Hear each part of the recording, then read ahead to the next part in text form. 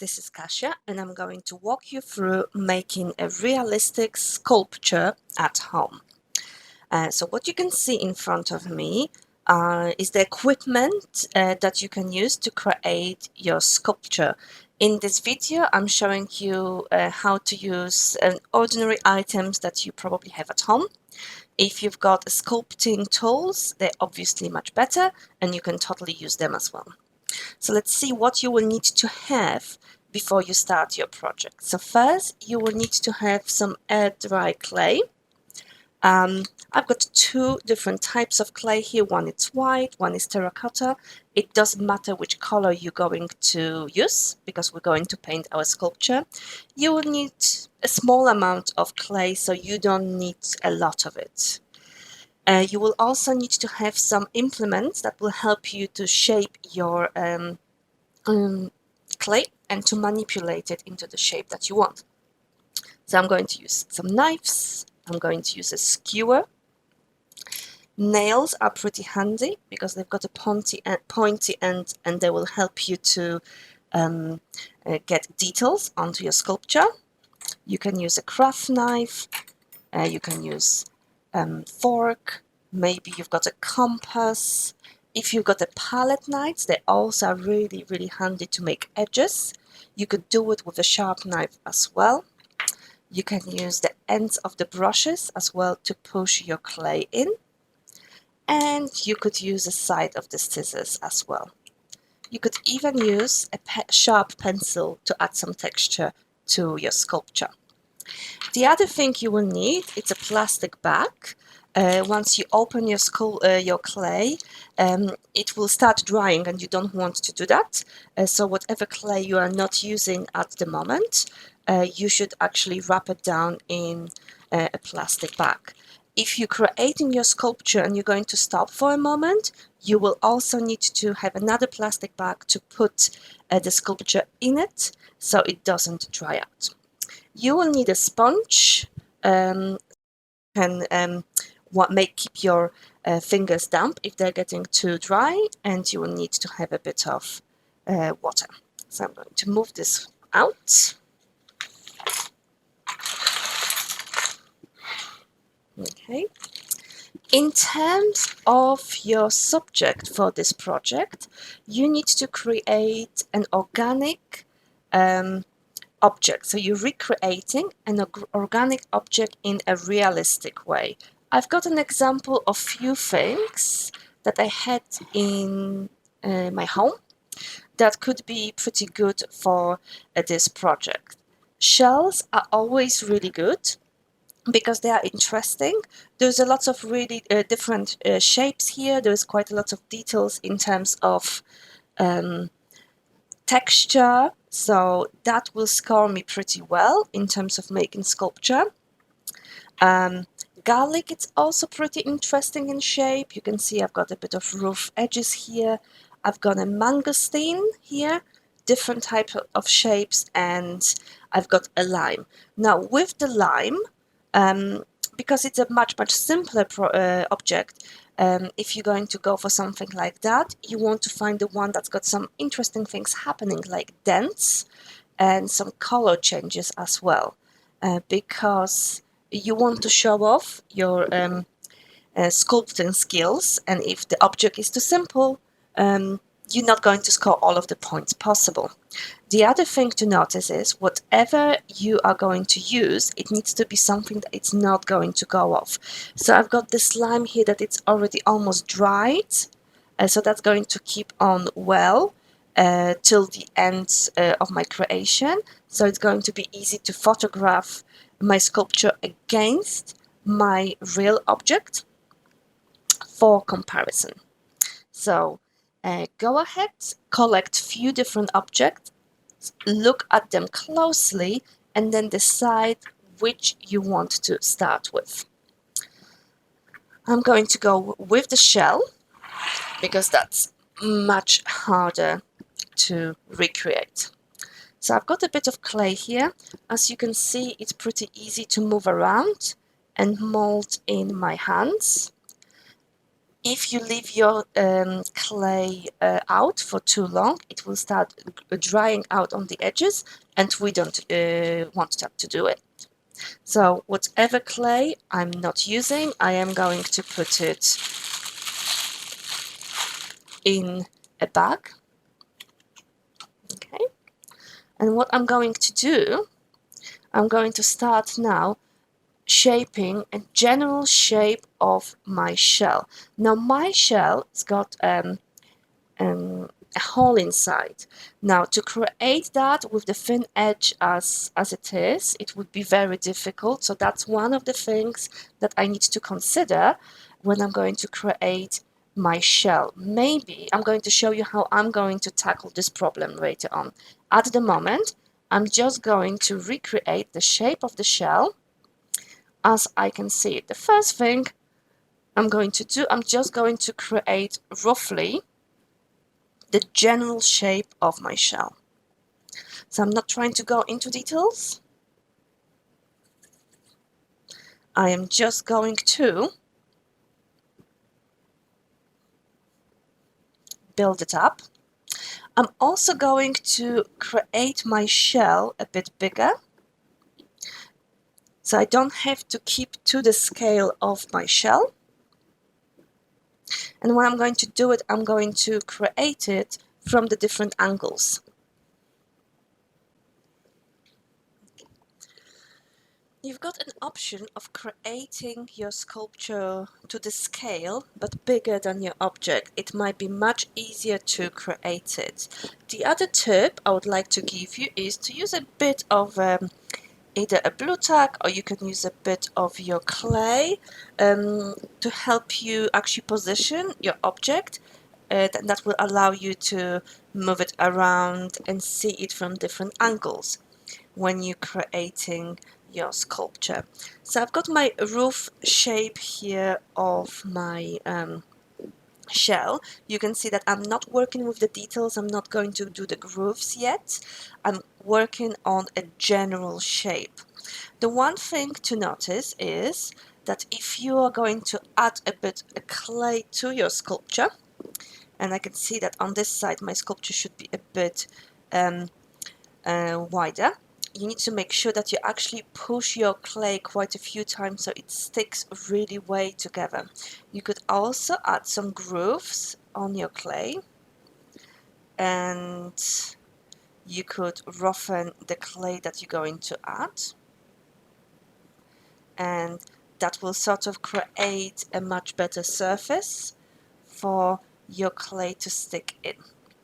You need to be careful with that because your clay, it's wet, so it's moldable. So if you apply too much pressure, you might actually disshape it in another area.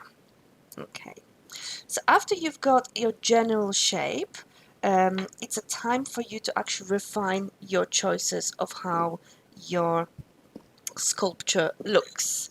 So you can use something sharp to get rid of the areas that should be much smaller.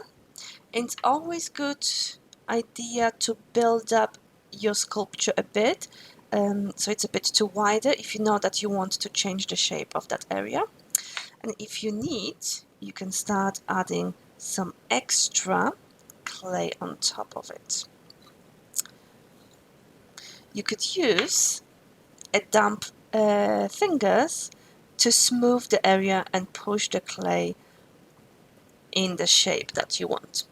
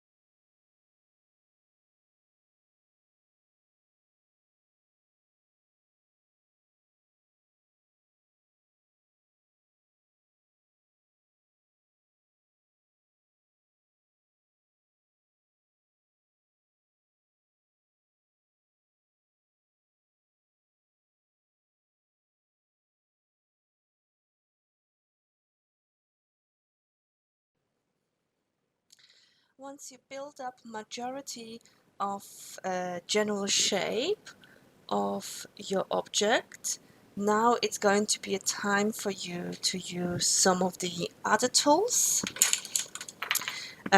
because you will need to refine your object.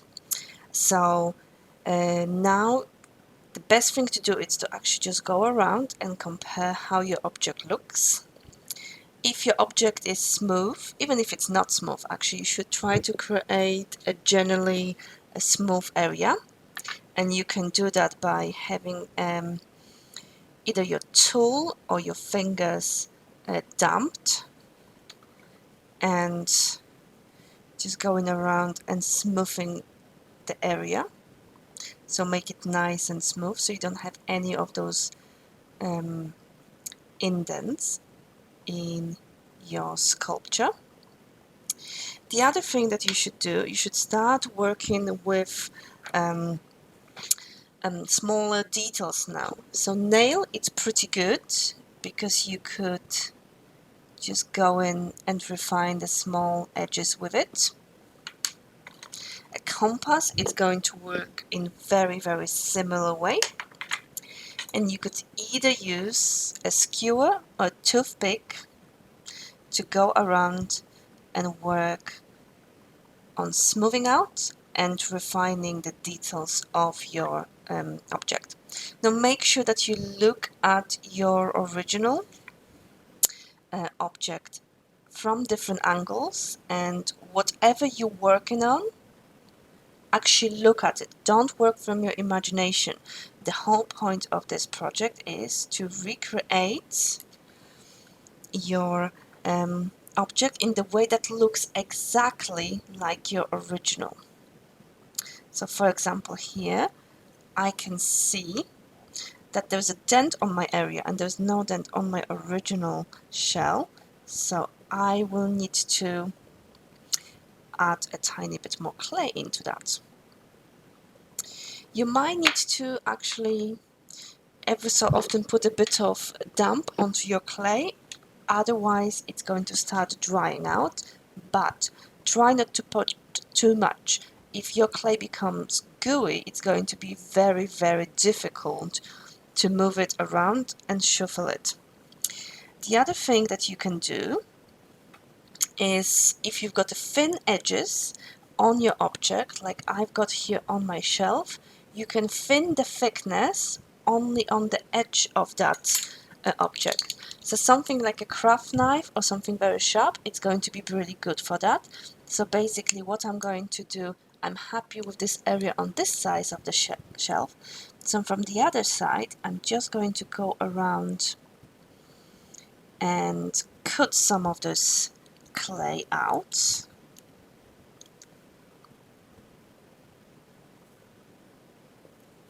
I need to be careful because I don't want to destroy the shape, the rest of the shape, and then I could have my fingers damp and sort of like a smoothen that edge.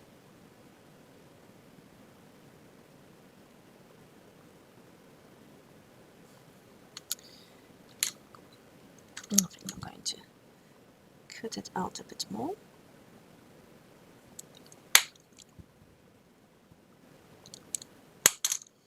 Obviously I'm going to need to go back to the inside of the shelf here to smoothen that rest out. But now here, that looks like a much thinner area. So that's my way of amplifying that there is a big gap here. So if you've got gaps like that, it's okay to make them sort of solid inside, but you need to fake the edge. The last thing that you might want to do is you might want to go over the surfaces, especially if your object is really smooth, and add a bit of water and sort of like go over it in a bit of circular motion to make sure that that area is nice and smooth. If your shell was textured, if your object was textured, like let's say that shell here is, you will need to start putting that texture on now. So I'm going to show you on my shell here, but the texture from that shell. I would do it with my nail, and I would then go around and actually work on whatever the texture is. So what I see here, that texture, it's not sharp, it's sort of like a rounded. So I'm going to create it in the way that I will go a bit deeper than visually I should over with those lines. And then I'm going to make my fingers down and I'm going to smoother the areas down. So I'm going to calm down that texture in here. So that texture here, it's a bit like the texture on my shelf in here. If your object is sort of like porous, maybe you need to create a texture by adding some circles with the nails, some indents. The bigger areas, maybe the end of the small brush, it's going to work. Or even a metal skewer, that's going to give you a different type of texture. Okay. So, before you leave your sculpture out, make sure that you resolve all of the texture and detail areas by using those following tools. Make sure that you check your object from different angles before you leave it to rest. So you need to make sure that everything that you can see you are actually happy with, and that you're happy with all of the angles and all of the textures if your object has any. And it's much easier to create your sculpture in one sitting. So it's I would advise you to do it in one day, in one go. And after you're happy with it, with the shape of it, you will need to leave it to rest. It's going to take, depending on the clay, either a 1 day or 2 days for it to actually start hardening it out. After your clay is going to be hard, it can become a bit fragile. So make sure that when you move it around and shift it, you do it in pretty delicate way. When your sculpture is dried, you will need to photograph it and you will need to show it to me from 6 different angles. So you will need to go around and show it together with your original object. So if I will take a picture, I will do it this way, and then I will move it around and do it this way, this way. So you can actually see, I can actually see and compare how it looks comparing to original objects. So happy creating, and I will speak with you in the second video where I'm going to show you all of the basis of painting your sculpture.